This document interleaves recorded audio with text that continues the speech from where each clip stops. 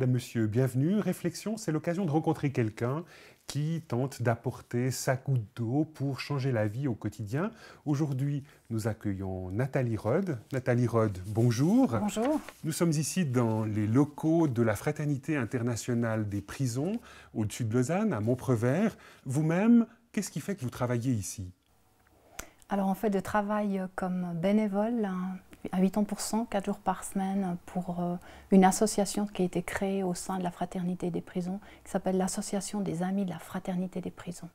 Et là, concrètement, pourquoi est-ce que cette association s'occupe de manière spécifique des prisonniers? Eh bien, nous reconnaissons le travail qui est fait par la Fraternité des prisons dans 112 pays dans le monde.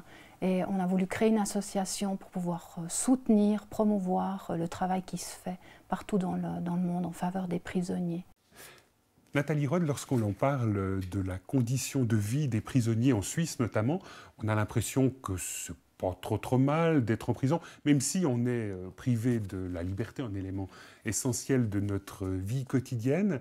Mais vous-même, vous avez un peu une autre représentation de la condition de vie des prisonniers de par le monde. Tous les prisonniers ne sont pas dans des prisons helvétiques. Non, effectivement.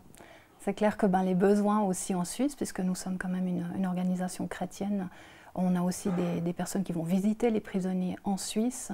Donc il y a des besoins, mais dans le monde, il y a des situations vraiment dramatiques de par la faim, les épidémies, le froid, des conditions qu'on peut pas imaginer. Vous le disiez tout à l'heure, vous êtes présent en tant qu'association dans plus d'une centaine de pays de par le monde, c'est ça? Oui, c'est juste, 112 pays 112 exactement. pays. Oui. Et à quoi est due une telle expansion de votre association? Parce que, somme toute, en tout cas en Suisse, on ne connaît pas très bien la Fraternité internationale des prisons. C'est juste, en Suisse c'est un petit peu difficile parce qu'il y a des prisons où on n'a pas le droit d'entrer. Je crois que je peux le dire. Dans certains pays, ça peut être un petit peu plus facile parce qu'il y a des besoins qui sont tellement grands et quand une organisation qui vraiment montre qu'elle a vraiment une action concrète vient et essaye d'améliorer les conditions, les portes commencent à s'ouvrir.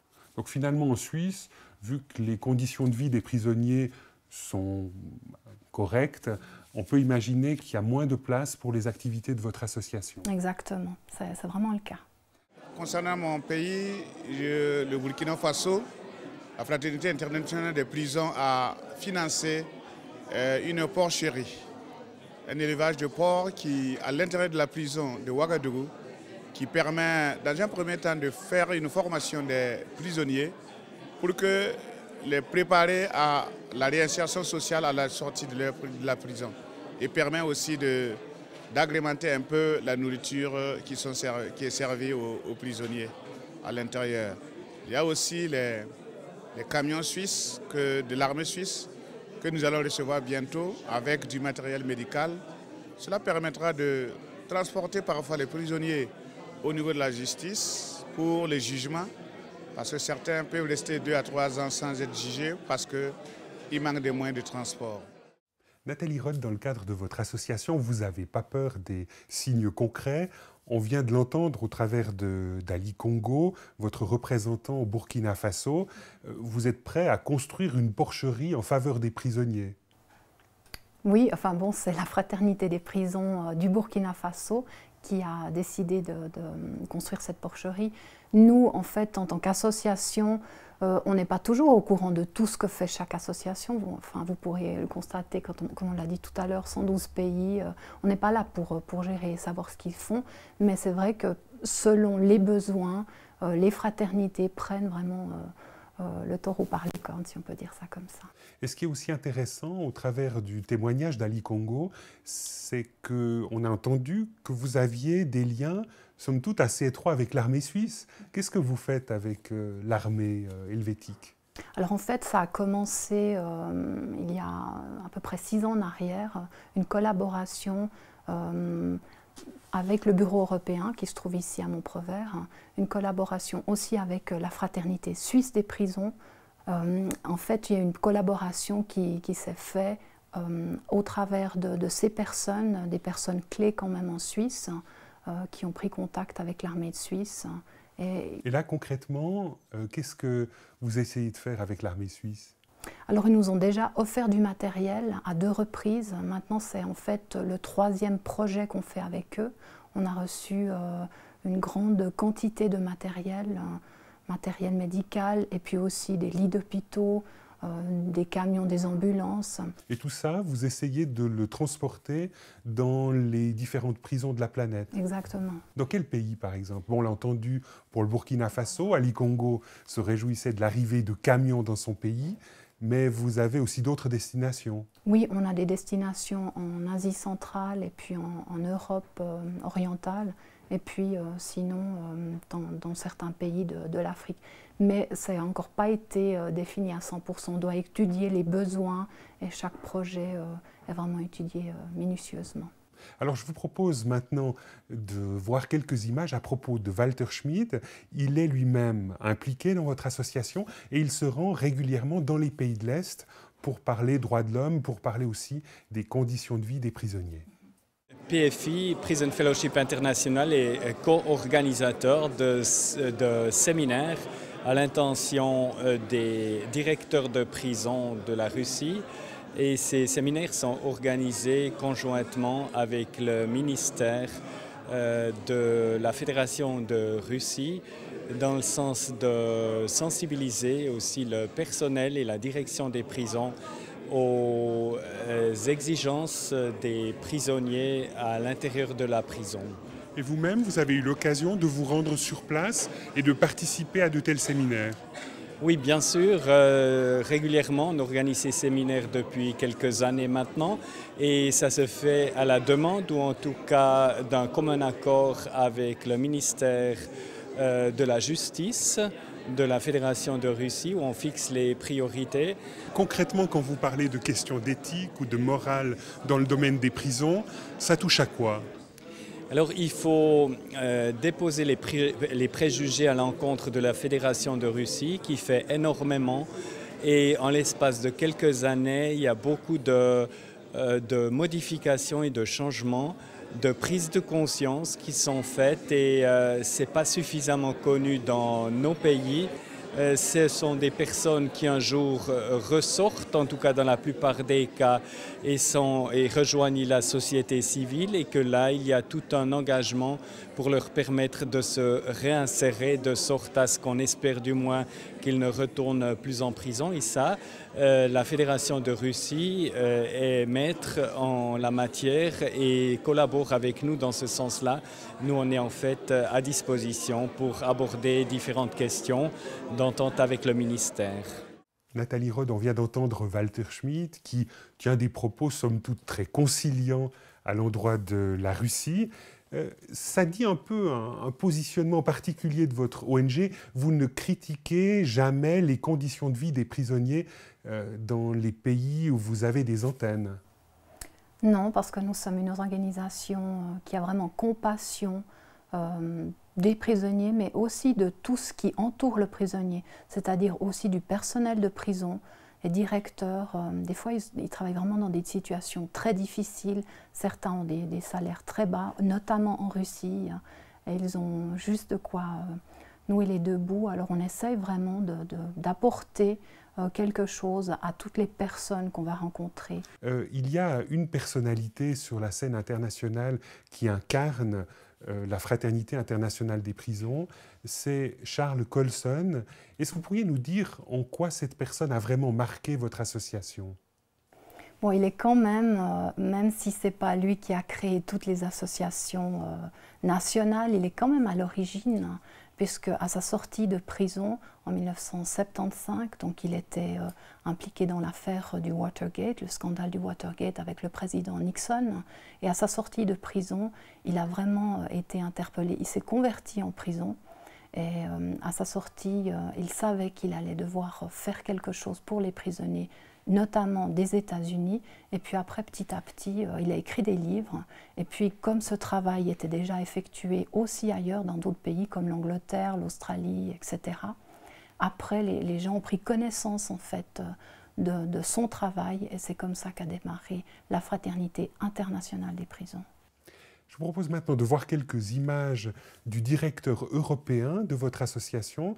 Il s'appelle Ivan Sotirov et il nous dit en quoi vous essayez concrètement de changer le paysage des univers carcéraux. Avec nos 80 000 volontaires dans le monde, dans 112 pays membres de notre association, nous avons un réseau assez solide qui peut faire la différence. Donc là, c'est un peu la spécificité de votre association que d'impliquer des volontaires dans le suivi des prisonniers et pas des professionnels. C'est ça, c'est ça. Nous, vraiment, on essaye de former les volontaires, on les prépare pour le travail dans les prisons, qui n'est pas facile, qui n'est pas évident. Et après, cette idée était, disons, embrassée par des associations qui se formaient au Canada, en Angleterre, en Australie, dans les pays scandinaves. C'était le début. Même Jack Colson, le fondateur de l'association américaine, il a dit qu'il n'a jamais pensé qu'il y aura un réseau mondial de 112 pays avec une fraternité des prisons. Nathalie Rod, on vient de l'entendre, 80 000 bénévoles sur la planète travaillent en relation avec votre association. Concrètement, qu'est-ce qu'il faut faire pour devenir membre et devenir quelque part, via votre association, visiteur de prison ou impliqué dans le monde carcéral? Je crois que surtout, il faut avoir un cœur pour les prisonniers. Il faut avoir de la compassion pour quelque chose des fois qu'on a de la peine à comprendre soi-même. Mais ce qui est fantastique, c'est qu'il y a beaucoup de personnes parmi les bénévoles qui sont des anciens prisonniers, des prisonniers qui vraiment ont changé de vie complètement, où il y a vraiment, on peut utiliser le mot transformation de vie. Et puis il y a aussi des victimes qu'on a pu approcher, des victimes ou des parents des victimes qui ont pris en fait conscience de ce qu'est ce monde et puis qui sont venus aussi à nous pour pouvoir aider. Vous l'avez dit tout à l'heure, vous-même, vous êtes aussi bénévole dans le cadre de cette association. Qu'est-ce qui vous a poussé à vous impliquer dans le cadre de la fraternité des prisons? Moi, honnêtement, ce n'est pas forcément les prisonniers en eux-mêmes qui m'ont attirée, si on peut dire ça, c'est la justice. Parce que je crois que notre organisation essaye d'amener une justice qui restaure la société en soi. Je vous propose maintenant de voir quelques images qui nous viennent de Roumanie. Elles illustrent un peu le cheminement de quelqu'un qui était prisonnier et qui est devenu très actif dans le cadre de votre association.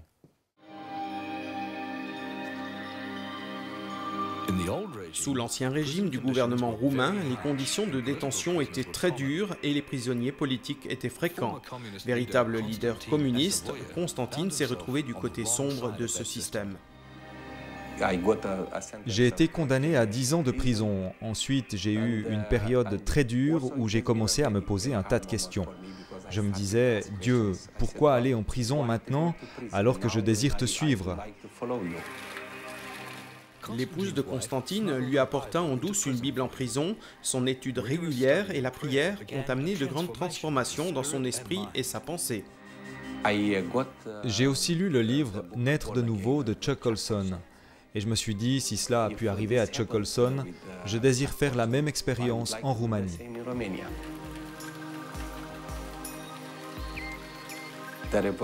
La révolution est enfin arrivée et j'ai été relâché 2 jours après la libération.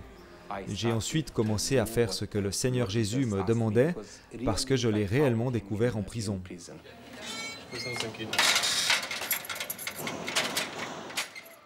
Nathalie Rod, la Fraternité internationale des prisons est une organisation chrétienne.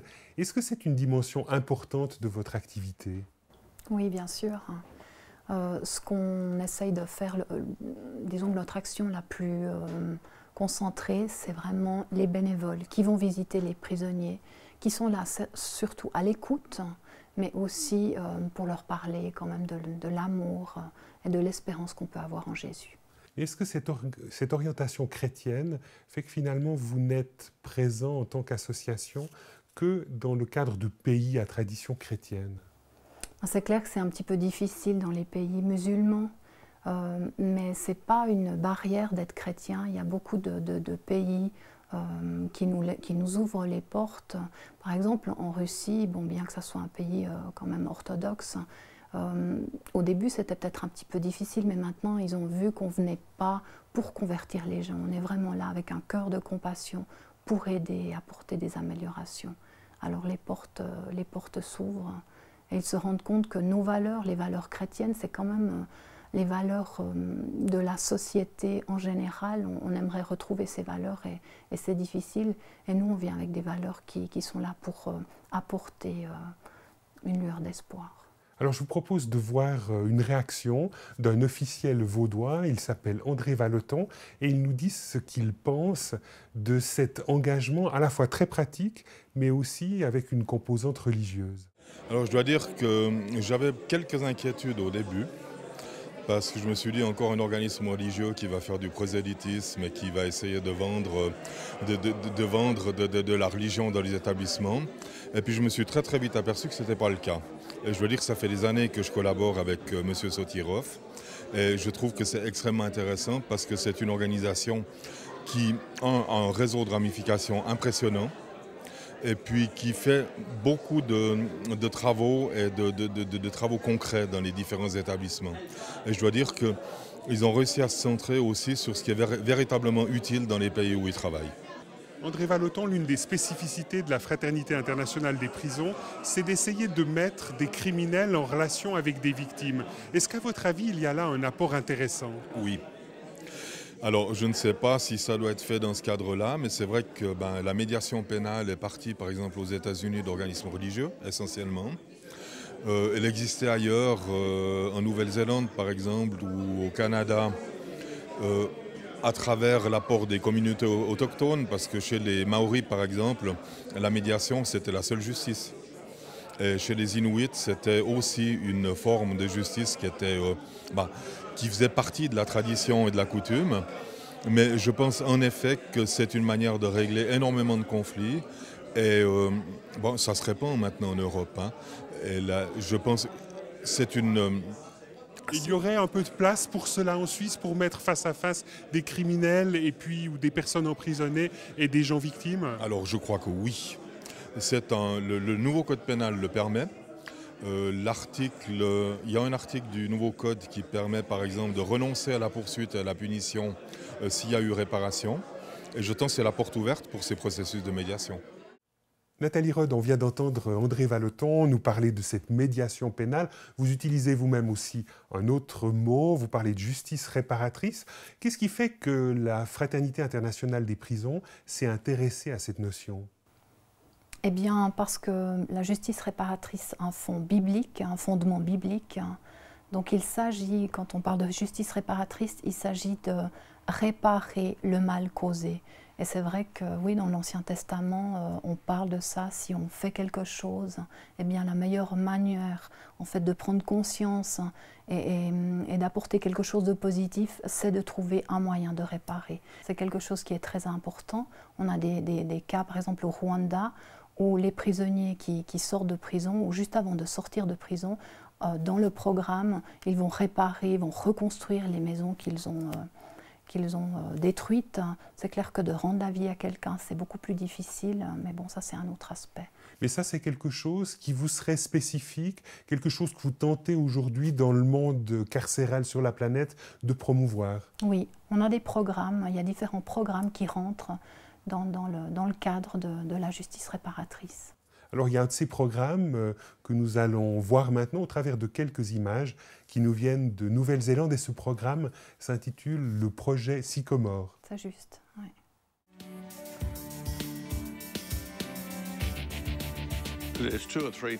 Il y a 2 ou 3 choses qui nous réjouissent vraiment. L'une est que le programme Sycomore a été une façon de réintroduire les concepts de justice réparatrice dans un environnement carcéral. Sycomore est de mettre ensemble des victimes et des agresseurs qui peuvent ainsi partager leurs expériences. Cela confronte les agresseurs avec les conséquences de leurs crimes et aide les victimes dans un processus de guérison.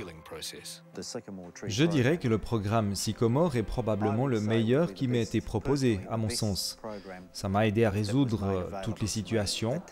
et analyser les événements qui ont eu lieu dans ma vie. Nous savons que Dieu est le péché, parce que Jésus s'est arrêté devant l'arbre dans lequel Zachée se trouvait pour faire une différence dans sa vie. Et ça déplaît aussi à Dieu lorsque personne ne vient en aide aux victimes. As-tu seulement eu idée à ce moment-là que ceci allait m'affecter pour le reste de ma vie? Que ma vie ne serait plus jamais la même? En 1969, je suis partie pour Wellington, la Big Smoke, pour aller faire du babysitting. Environ 3 mois plus tard, j'ai été violée. Il était pour moi totalement étranger. Le viol a été brutal. C'était très impressionnant de voir l'impact que cela avait non seulement sur les détenus, mais aussi sur les victimes de crimes qui sont venues et qui ont compris la cause de ce qui s'est passé dans la vie d'un offenseur pour l'amener à finir en prison.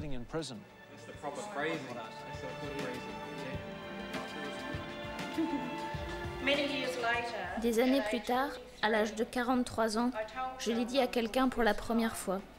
Ce quelqu'un était Dieu. Il m'a invité à pardonner, me montrant que si je continuais à me blâmer, je ne faisais que me blesser moi-même.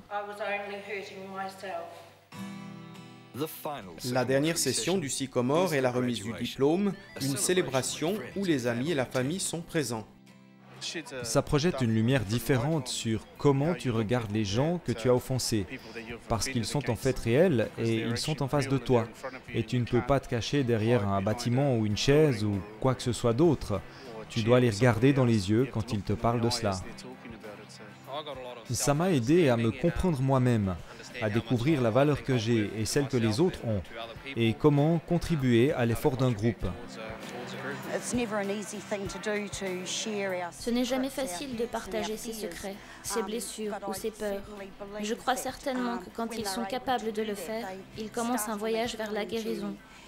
Alors le Saint-Esprit entre en jeu pour leur laisser de la gentillesse, un encouragement, une connaissance de leur potentiel, et qu'ils n'ont pas à le faire tout seuls, mais que le Seigneur est avec eux. Le Seigneur marchera à chaque pas avec eux. Quand ça devient trop difficile, le Seigneur les portera. Par le soutien des églises qui leur portent secours et encouragement, les ex-prisonniers peuvent retrouver un travail qui les revalorise. Un mentor les accompagnera quand cela devient trop dur. La Fraternité internationale des prisons peut ainsi vraiment les aider à ne pas retourner en prison. Nathalie Rod, on vient de voir quelques images de ce projet Sycomore en Nouvelle-Zélande. Alors c'est très loin d'ici. Est-ce que vous essayez d'appliquer ce concept de justice réparatrice dans d'autres pays sur la planète ? Oui, tout à fait. Ce programme, le programme ou projet Sycomore, a été conçu dans à peu près 15 pays sur les 5 continents. Donc vraiment, il est bien représenté par rapport aux différents peuples. C'est un programme qui est toujours adapté donc, à la culture locale. Parce que, comme vous le dites, ça prend du temps. C'est un projet, un cours, une formation qui s'étend sur une longue période? Oui, en général, ça dépend des programmes, ça dépend des pays. Mais normalement, c'est entre 8 et 12 semaines. Donc, on demande à une personne, un détenu, s'il a envie de participer.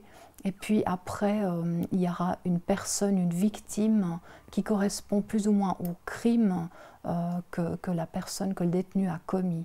C'est clair que s'il y a eu un viol, on va essayer de prendre des victimes qui ont passé par le viol. Parce qu'on peut imaginer qu'en tout cas pour les victimes, ça doit être très difficile de revisiter un passé très douloureux. Oui, c'est juste, bien sûr, c'est difficile. Mais les personnes sont consentantes, donc c'est des personnes qui ont vraiment envie de changer quelque chose dans leur vie. Je peux peut-être donner un exemple. Une personne qui avait perdu en fait son fils ne pouvait pas dormir la nuit, avait une telle rage et un désir de vengeance en lui qu'il a vécu comme ça pendant 6 ans. Il a entendu parler de notre programme, il est venu et vraiment son témoignage, c'est une libération et il a pu pardonner déjà aux personnes qui ont tué son fils et puis il a pu aussi vivre des instants incroyable. Vraiment, quand il explique, il dit c'est les moments les plus beaux de ma vie que j'ai pu vivre avec des criminels. Et du côté des offenseurs, est-ce que effectivement être mis en présence de victimes, ça génère quelque chose? Ça peut générer une sorte de repentir, de regret par rapport à certains actes commis? Tout à fait, parce qu'il y a plusieurs étapes. Donc au début, la personne doit accepter ce qu'elle a fait. Et puis après, ils cherchent vraiment le pardon des personnes qu'ils ont, ou des familles qu'ils ont offensées ou qu'ils ont maltraitées. Lorsqu'on vous entend, on a vraiment l'impression qu'un tel programme est baigné de valeurs chrétiennes. Oui, je pense. Je pense que c'est la source, elle vient de là. Maintenant, il n'y a pas besoin d'être chrétien pour suivre un programme comme cela. C'est vrai qu'il y a beaucoup de gens qui donnent leur vie au Seigneur parce que à la fin de ces semaines, ils rendent compte qu'il y a quelque chose d'extraordinaire qui n'est pas humain, qui s'est passé en eux pour être libérés. Il y a vraiment une libération, autant des victimes que des détenus. Et puis, pour revenir aux détenus, ce qui est vraiment très encourageant aussi pour le système pénal, le système judiciaire, il y a beaucoup moins de récidivisme. Les personnes, une fois qu'elles ont compris ce qu'elles ont fait, pourquoi elles l'ont fait, il y a beaucoup moins de chances qu'elles le refassent de nouveau. Nathalie Rod, merci beaucoup d'avoir accepté notre invitation dans le cadre de notre émission Réflexion. Madame, Monsieur, ce fut un plaisir d'être en votre présence durant cette émission. À bientôt pour d'autres éditions de ce programme de réflexion.